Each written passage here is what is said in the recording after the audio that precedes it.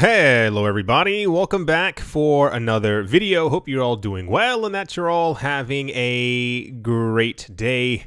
A lot of really weird news in the cryptocurrency space today. You'll see exactly what I'm talking about because it's kind of all over the place. The week started off with a bang, as stocks, shares, and altcoins all suffered significant losses, but Bitcoin weathered the storm surprisingly well. The majority of projects in the top 20 cryptocurrencies by market cap dropped. Ethereum dropped by around 3%, XRP 2%, Bcash 3%, Chainlink 4.71% to be completely accurate. Bitcoin gained 0.5%, continuing its week-long run that's seen the price of Bitcoin grow by 11%, and there's a little chart right there.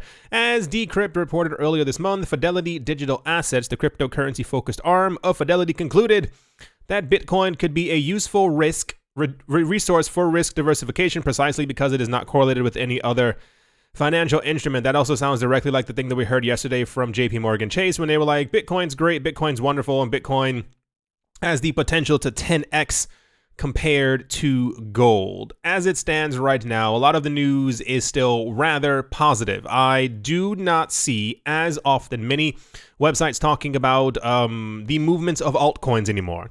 A lot of things are specifically talking about how well Bitcoin is holding up. I assume because it has to do with correlation and or lack of correlation and or things that are happening across the world right now. It says analysts who called Bitcoin's V-shaped reversal thinks Q4 will be big for bulls. This one says Bitcoin just posted biggest buy signal in more than 2 years. This was said by a top crypto analyst, Nicholas Merton. Here's what's next. Apparently, the major news is that the stock market is falling, and it's falling quite rapidly. It says stock futures rise slightly after market sell-off amid uptick in 19. You know what I'm talking about. Stocks tumble as 19 surges, and stimulus is nowhere to be found. This is all over the place right now. It's not all over the place. It's quite popular. A lot of people have been assuming for a while that the stock markets were going to crash. We've had news like this for a couple of years. You can also even argue that if the stock market is indeed manipulated, which it probably is, they've been doing whatever they can over the last couple of years to keep it afloat.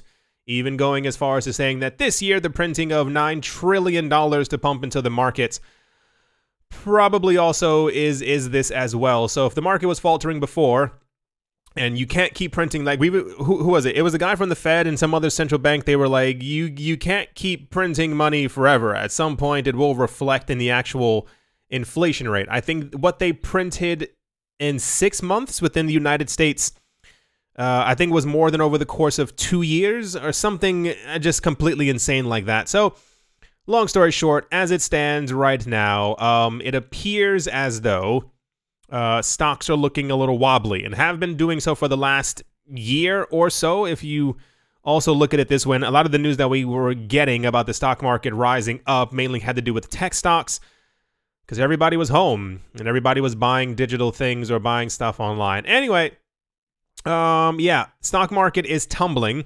Bitcoin has not tumbled. Altcoins are suffering a little tiny bit, but Bitcoin is still at the moment, I think, over 13,100, give or take a couple of dollars. What's this one? Also tying into this, there's very little, if not none at all. That's not proper English. Bad Bitcoin news. I haven't seen any bad Bitcoin news in a while. But there's now even less. Like a lot of these things are kind of like celebrating how strong Bitcoin is, how Bitcoin hasn't dropped amidst all of these other things. A lot of people at the beginning of the year and also the end of last year were discussing if Bitcoin was actually valued too high, or i.e. if there was some type of a world event that ended up happening that Bitcoin would actually fall down in price and would kind of stay down at that price. A lot of people assume a lot of people who don't like or own Bitcoin have the bubble narrative sometimes. They say, oh, it's going to go down. It's going to go down, but then they say it for about 4 or 5 years, and then when it doesn't go down, they go, well, you know, it's going to go down eventually. Bitcoin is stronger than it has been in years, with bulls currently moving to shatter the resistance that sits at $13,200 as they try to sustain its recent momentum. This current strength comes close on the heels of a bullish weekly close that helped the cryptocurrency solidify its mid-term strength. It's important to keep in mind that yesterday's close weekly candle was the first one seen above 11,700 since early 2018. My goodness. It appears that an accumulation trend amongst massive buyers could be driving the strength, as the number of Bitcoin wallet addresses holding over 1,000 Bitcoin just hit a new all-time high. At the time of writing, Bitcoin is trading about 1%, around 13,000, give or take. If it flips to support, it could act as a strong base that allows it to significantly move higher weeks ahead. Then it had a little chart over here. Here's the actual chart for those of you actually looking at the screen.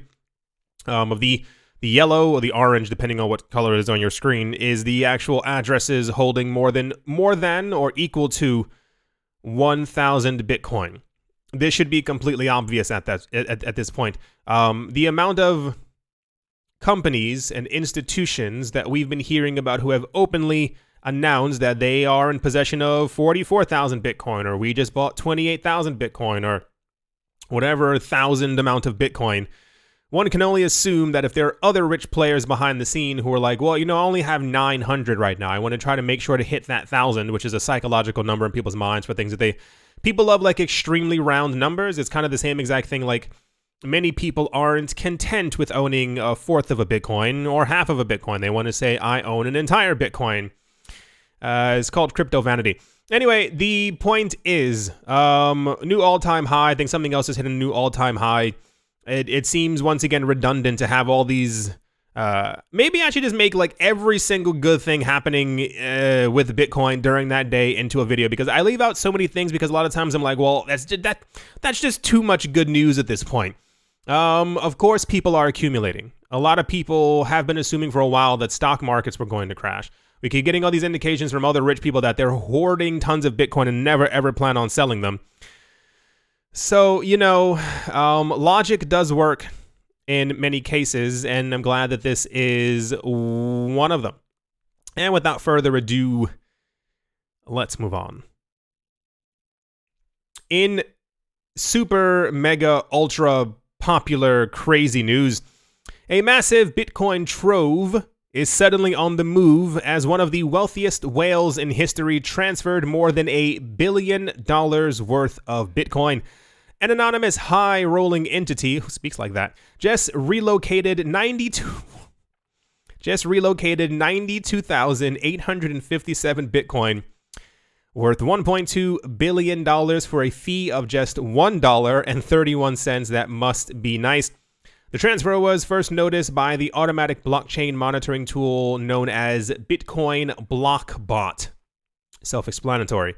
Here's the detailed address, here's the hash for it, confirmation, etc., etc. According to the latest Block Explorer data, the whale moved the Bitcoin into two separate wallets.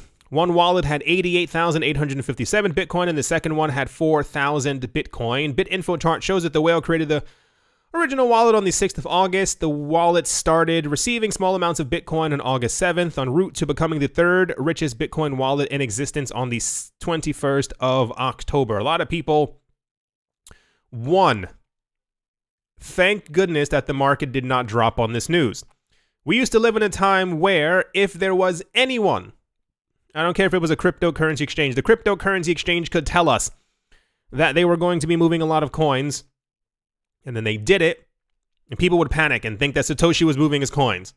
So before, whenever anybody moved more than 5,000, 10,000 Bitcoin, people would completely lose their minds. So someone moving a $1.2 billion worth of Bitcoin in the market, not dropping from that, thank the goodness. The other part is this is a lot of Bitcoin. Speculation is running wild high. It's all over the place. My friend messaged me, interesting friend, when this transaction took place. I don't know if he follows the bots on Twitter or exactly what's going on, but he was like, that's a lot. He assumes that within the next couple of days, we are probably maybe going to get some type of news that an institution bought this many Bitcoin, which would be absolutely completely insane if someone has just really purchased $1.2 billion worth of Bitcoin. But it wouldn't be surprising at this point because we've seen it before. It's been happening the last couple of weeks. Yeah, and this is another article. Someone just sent $1 billion in Bitcoin, paid only $3 in fees. I assume that was through both transactions. I mean, that's also, I mean, it may not really raise eyebrows like it should, but that's also quite significant because if you try to send $1 billion with anything, you'd be paying a lot more than $3 in fees. If you tried to send it through your bank, if you tried to send it through PayPal, if you tried to send it through anything. I can't even think of Western Union and MoneyGram. You would, I assure you, your fees would be several tens of thousands, if not hundreds of thousands, to send $1 billion. And that would end up taking like a week as well. Anyway, the point is, people are moving around money because that's how money works. But these situations are also quite interesting because this money essentially moved without the hand of a central bank guiding it, if you get what I'm saying. We've seen before in the past that larger banks don't care for people being able, like, what was the news that we just had? It was the US is trying to enforce a new thing, so it's no longer like $3,000 moving, but if you're moving $250, 250.00 worth of crypto, you have to tell them. I forgot what the exact thing was. So I assume they wouldn't be too happy with someone moving $1.2 billion without their knowing. Interesting that we have this technology. Anyway, that's the whale moving money, Bitcoin block confirmed news. And let's move on. And of course, this was going to happen, and it's not going to really work. Toyota announced today that it is developing a digital currency, woo, with its IT department and Decurrent, a Japanese cryptocurrency exchange. Currently, the model uses Decurrent's blockchain system for launching and organizing cryptocurrency. The test round will assess how effective the peer-to-peer aspect as well as large group payments are on the blockchain. The development requires, what? 2,500 employees? The employees who assist the project can exchange digital currency for benefit points or gifts from the... Oh my gosh, okay. It's the people testing it. I was like, what? I thought it was the development of the cryptocurrency required 2,500 people. I was like, many other blockchains have been created with 3 people. That's why I was kind of shocked there. I was like, they may be building the best cryptocurrency in the entire world. It better be with nearly 3,000 people on your team. Crypto is nothing new to Toyota, as they have a blockchain lab on the 16th of March this year. I heard nothing about Toyota's blockchain lab. Toyota's lab, which was in partnership with Toyota's Financial Services Corporation, was launched with the hope of becoming a trendsetter for innovating with technology. I'm sure that worked out. The company aimed to make the system effective by decentralizing the verification process, okay, and using multiple computers to store information so hacks would be less likely. I mean, no one, of course, that's gonna be a thing. I'm sure they weren't like, come get us. This is what we want, you know. Take our monies. Sure. I am not surprised that we're gonna have a Toyota coin. We have these all over the place. Remember the other companies who created them at the beginning of the year? There were many baseball teams, there were many football teams who created their own cryptocurrency coins, and then last year we also had a number of entities creating their own coins, and none of you are using them. You didn't even know who made them. That's what's crazy. I could make up any sports team name, and you still wouldn't even know if I was telling the truth, because no one plans on using these things. I think the other one was, what was the French football team? I think it was Saint-Germain. They created, what was it, like, non-fungible tokens of their players or something. I don't, no one's going to be using a Toyota coin. I assume they'll announce that they'll have some type of like background integration with it, so as you're doing stuff on the so-and-so, you can use their coin. It's kind of like, I feel like this is even like a mini mimic of IOTA. Not that I'm vying or, you know, woohoo for IOTA, but it's more like they already partnered with tons of car companies who planned on using their coin or their blockchain or their Tangle for transactions that would be happening with self-driving cars and recharging the electric cars and stuff like that as well. So wonderful. This is also quite popular because it's a big name. Crypto's next to it. you're never going to be using a Toyota coin. I can promise you at least that much. And without further ado, let's move on. I don't know why this was so popular news. Popular actor Kevin Hart gave Bitcoin a boost this weekend during an all-star charity event to benefit the MDA, the Muscular Dystrophy Association. He told viewers that cryptocurrency is a legitimate investment after calling it voodoo money.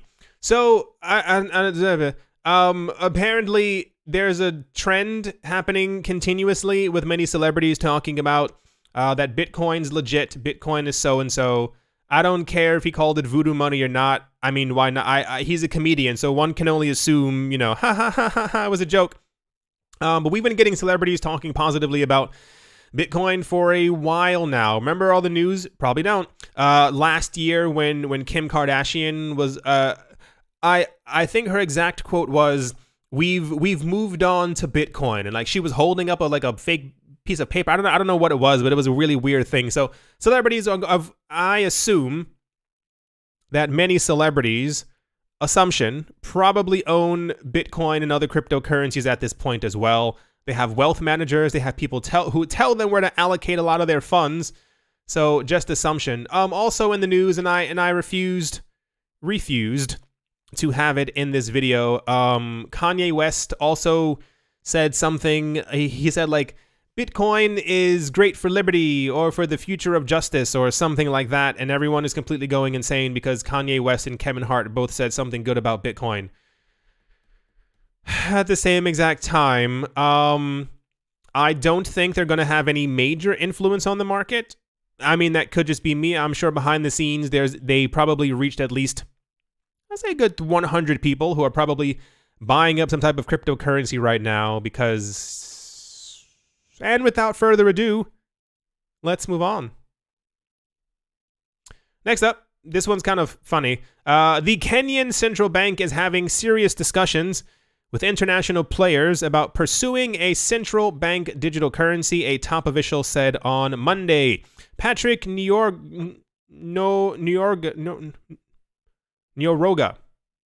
governor at the Central Bank of Kenya, told U.S. reporters during Georgetown's DC FinTech Week that the bank sees a strong case for a central bank digital currency due to the mushrooming of private cryptocurrencies. He said, "We are already having discussions with other global players in various ways around the introduction of a central bank digital currency. The push comes as a result of mushrooming of private cryptocurrencies, and we, the Central Bank of Kenya, already feeling left out. Good. And need to create our own space." Imagine being like, guys, I want to join. I want to have my own coin. Like, just create it. Like, no one's...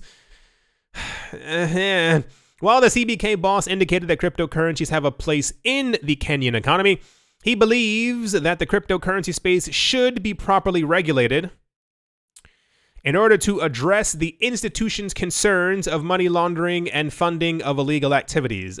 I'll say it this way. There are many countries in the world who have destroyed their own financial institutions and banks and have been accused of money laundering themselves and illegal activities. So I always find it a bit ironic when they say, well, we got to stop everybody else from doing that. It has nothing to do with stopping money laundering or AML or KYC or illegal practices. It's about having control over the currency and control over where it's going.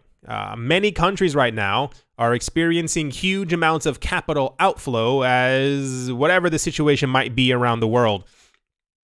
This reflects very poorly on a government and their central bank because it shows that there is not much faith in that currency, and therefore the currency ends up being devalued and it ends up being pushed into another economy, yada, yada, yada. So they always say one thing, but it's not what they say, and this is what I always find to be the most annoying. If they just, I mean, I can't imagine a government simply saying, well, we don't really like people having control over their own money, and we want to make sure that we control every aspect of their lives. That probably wouldn't go over too well, because many people also, you can ask around, many people have no idea what actual like money laundering is. or AML KYC. So they can say these things as like, well, we're doing it to protect everyone. But we've gone over this before. They found out that most crimes that actually end up happening, I think only account for, was it 0.5% of the actual usage of a normal currency. And the same exact thing happened with cryptocurrencies as well, which I'm so glad that we've gotten past that point, because so many people were coming out years ago talking about that the cryptocurrency space was only used for legal activity, and they found out that once again it was less than 0.5% of transactions were actually being used for things that were bad. So anyway, superly off tangent. Yes, the Kenyan central bank is, I'm sure they're not considering, they're trying to launch one as well. These things are going to be an absolute disaster. Because everyone is trying to do their own. Anyway, nice for them. I think here's the actual article right here of them saying it. Wonderful. I can't wait to not use this. Let's move on. And without further ado, and to finish things off, an executive at the BIS, or the Bank for International Settlements, a consortium that comprises most of the world's top central banks, said today that the BIS is working on a central bank digital currency pilot with Switzerland's central bank. Shocking.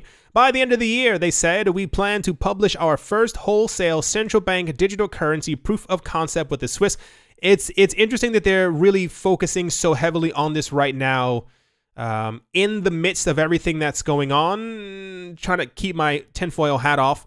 But also just the idea that the world's markets might soon be collapsing and or crashing. There's been too much of a push. It's October. It's still not November yet.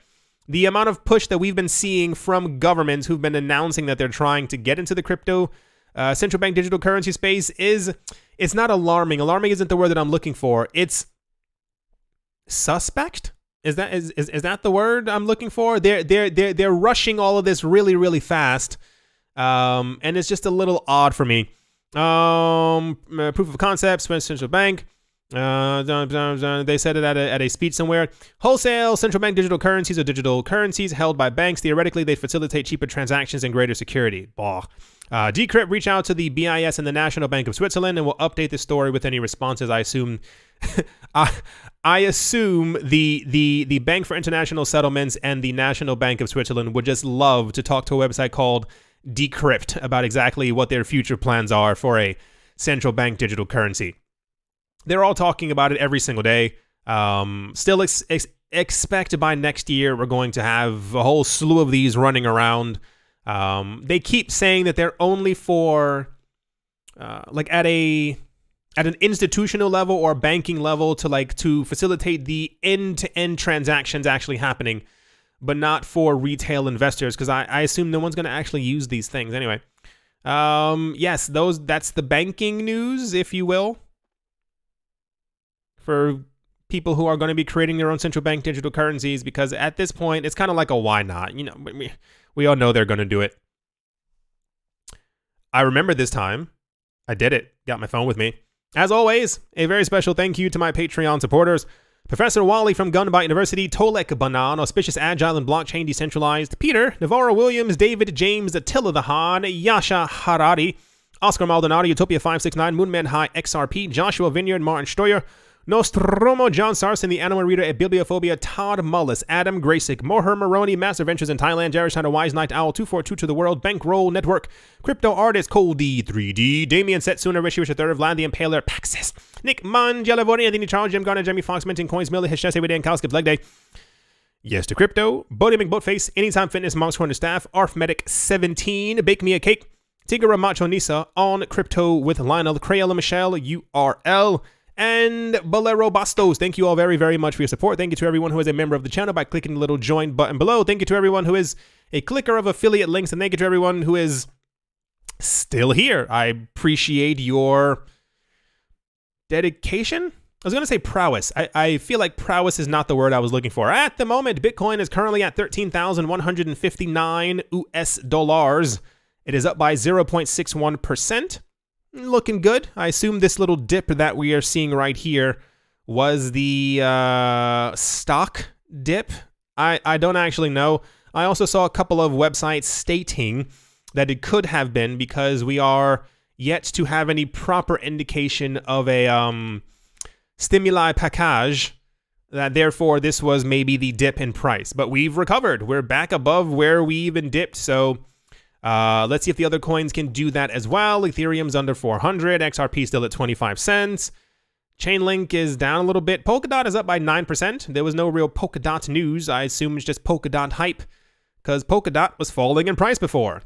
Anything too crazy? Nope. They all had the same exact dip. Dip, dip, dip, dip, dip, dip. Except for that. I don't know what's going on here. It's all over the place. We will see where this takes us as the day goes along. Even what's today? Today's Tuesday? Only Tuesday. See where this takes us as the week goes along. I thought that was Omise Go up by 8%, and I was like, why? I don't understand why Omise Go was going up at all before, but all the coins seem to be reacting to this little dip right here. Anyway, what is that? I always like finding like when the new coins pop into the top 50. There's one called Omeros. Sure. I do hope you all enjoyed. I do hope you all are having a great day, a great morning, a great afternoon, a great evening, wherever you are, wherever you might be. I do hope that it is absolutely fantastic. Thank you all once again for watching and listening, and I will most certainly be talking to you all soon.